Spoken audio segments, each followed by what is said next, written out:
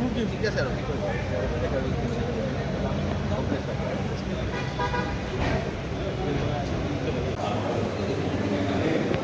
আজি first time আহিছে ন? First time আহিছে? ফাৰ্ষ্ট টাইম আমাৰ অনাৰটো চি এম হয়তো এটা কামত আহিছে ডিছকাশ্যন আছে কৰিমগঞ্জ কি হ'ব এবাৰ? কিছুমান কি হ'ব এইটো বুজিব লাগে নেকি অতি শীঘ্ৰে আপোনাৰ যোগদানৰ কথা চলি আছে আৰু আজি প্ৰথমবাৰৰ কাৰণে বাজপেয়ী ভৱনত আপোনাক দেখা গ'ল মুখ্যমন্ত্ৰী ডেভেলপমেণ্টৰ যেতিয়া সমৰ্থন কৰিছোঁ আৰু এতিয়া আৰু বেলেগ কথা চলি থাকিব কি কথা আছে আৰু ঠিক আছে আৰু কি কৰিব